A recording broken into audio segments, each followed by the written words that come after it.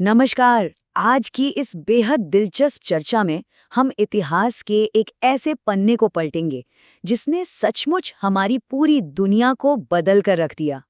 सोच कर देखिए, एक ऐसा वक्त जब दुनिया बस अलग अलग जमीन के टुकड़ों में बटी हुई थी। किसी को नहीं पता था कि समंदर के उस पार क्या है। तो फिर कैसे ये अलग थलग पड़े महाद्वीप आपस में जुड़े और हमारी आज की ये विशाल, आधुनिक और कनेक्टेड दुनिया बनी। चलिए इस सफर पर निकलते हैं। ठीक है, तो सीधे मुद्दे पर आते हैं। आखिर ऐसा क्या हुआ था? मतलब जब लोगों को पक्का यकीन था कि समंदर में ज्यादा दूर जाने का सीधा सा मतलब है दुनिया के किनारे से नीचे एक खौफनाक अंधेरे में गिर जाना, तो फिर किस बात ने, या कह ले किस भयानक मजबूरी ने उन्हें इन अनजान और खतरनाक महासागरों में अपनी जान जोखिम में डालने पर मजबूर कर दिया? ये एक बहुत ही बड़ा रहस्य है जो हमें सीधे उस दौर की सच्चाई से रूबरू कराता है। अब इस गुत्थी को सुलझाने से पहले एक छोटी सी लेकिन बहुत जरूरी बात। इतिहास आखिर है क्या? देखिए, इतिहास सिर्फ राजा महाराजाओं की पुरानी कहानियां सुनाने का नाम नहीं है। बिना किसी ठोस सबूत के ये सिर्फ मनगढ़ंत किस्से रह जाते हैं। इतिहास तो पूरी तरह से तथ्यों और साक्ष्यों पर टिका होता है। और मजे की बात यह है कि विश्व इतिहास के जनक हेरोडोटस हो या फिर भारतीय इतिहास के जनक मेगास्थनीज, दोनों ने ही इस बात पर सबसे ज्यादा जोर दिया था कि भाई, जो भी कहो सबूत के साथ कहो। और इन्हीं सबूतों के आधार पर चीजों को थोड़ा आसान बनाने के लिए हम समय को 3 प्रमुख हिस्सों में बांटते हैं। पहला है प्राचीन काल, जो करीब 750 ईस्वी तक था। फिर आता है मध्यकालीन युग, जो 1750 ईस्वी तक चला। और उसके बाद का समय है आधुनिक काल। हम आज जिन हैरान करने वाली भौगोलिक खोजों की बात कर रहे हैं ना, वो बिल्कुल मध्यकालीन युग के आखिरी पड़ाव पर हुई। इसी दौर ने दुनिया को सीधे आधुनिक युग के दरवाजे पर ला खड़ा किया था। तो कहानी शुरू होती है इस नंबर से, 7। आज हमारी दुनिया में 7 महाद्वीप हैं, राइट? और हजारों साल पहले भी यही 7 महाद्वीप हुआ करते थे। लेकिन एक बहुत बड़ा लेकिन है यहाँ। ये सारे के सारे महाद्वीप एक दूसरे से पूरी तरह कटे हुए थे। यूरोप वालों को लगता था बस यूरोप ही पूरी दुनिया है, और एशिया वालों को एशिया के बाहर कुछ नहीं पता था। वजह बहुत साफ थी। उन दिनों विशाल महासागरों में सफर करने का मतलब सीधा सीधा मौत को गले लगाना माना जाता था। और यहीं से हमें उस समय के लोगों के सबसे बड़े डर का पता चलता है। उनके दिमाग में एक बात बहुत गहराई तक बैठी हुई थी। एक खौफ था कि हमारी ये पृथ्वी बिल्कुल चपटी है, जैसे कोई टेबल। उन्हें लगता था कि जहाज लेकर अगर समंदर में बहुत दूर निकल गए तो बस किनारे से फिसलकर एक अंतहीन खाई में गिर जाएंगे, कोई वापस नहीं आएगा। जबकि असलियत तो हम सब जानते हैं, पृथ्वी गोल है और यही समंदर का पानी हम सबको आपस में जोड़ता है।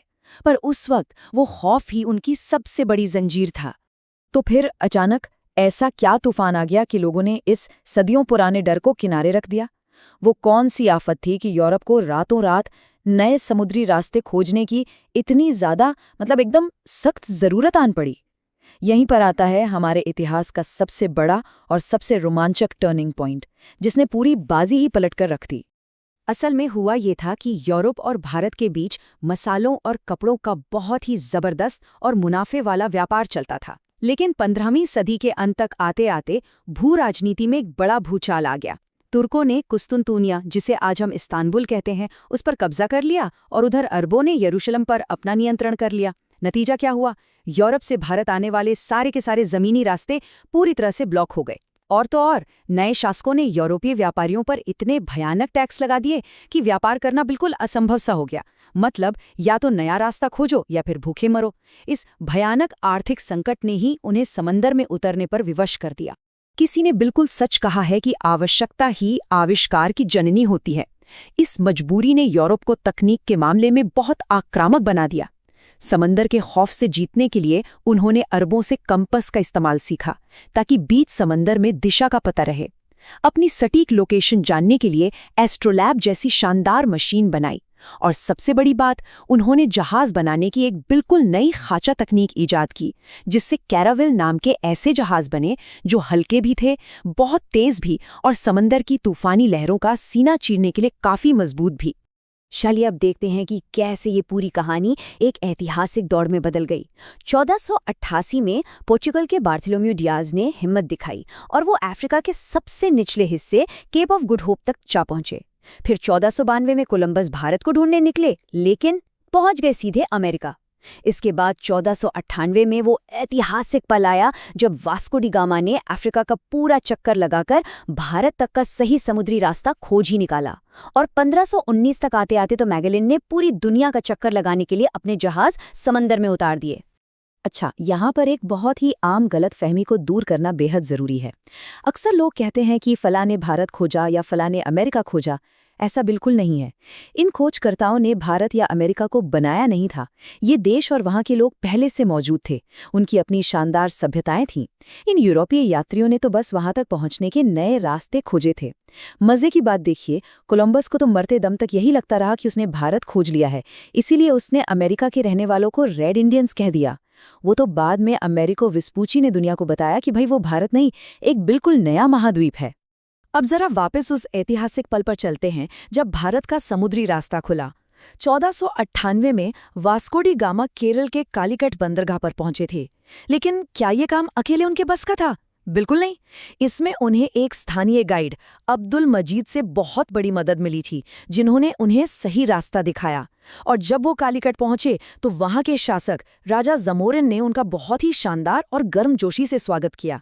बस ये वो एक पल था जिसने इतिहास की पूरी धारा ही बदल दी और भारत का समुद्री रास्ता हमेशा के लिए दुनिया के सामने खुल गया। अब सवाल उठता है कि जान हथेली पर रखकर लिए गए इतने बड़े जोखिम का आखिर आर्थिक फायदा क्या हुआ? ये एक नंबर 26 गुना ये सब कुछ चीख चीख कर बता रहा है। जब वास्को डी गामा अपना जहाज भारतीय मसालों और सामानों से पूरा भरकर वापस यूरोप पहुंचे तो उन्हें अपनी यात्रा पर किए गए खर्च से 26 गुना ज्यादा मुनाफा हुआ। मतलब 1 रुपए लगाकर 26 रुपए की कमाई। जैसे ही इस बम्पर मुनाफे की खबर यूरोप में फैली, वहां सचमुच एक भूचाल आ गया और दुनिया भर में व्यापार करने की एक अंधी दौड़ सी शुरू हो गई। लेकिन बात सिर्फ पैसे और व्यापार तक ही नहीं रुकी। इन यात्राओं ने विज्ञान को भी हमेशा के लिए बदल दिया।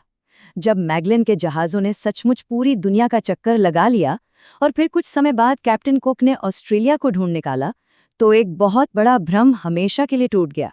जो लोग सदियों से डरे बैठे थे कि पृथ्वी चपटी है और वो किनारे से गिर जाएंगे, उन्हें पक्का सबूत मिल गया कि हमारी पृथ्वी बिल्कुल गोल है। डर का वो पुराना भूत अब हमेशा के लिए दफन हो चुका था।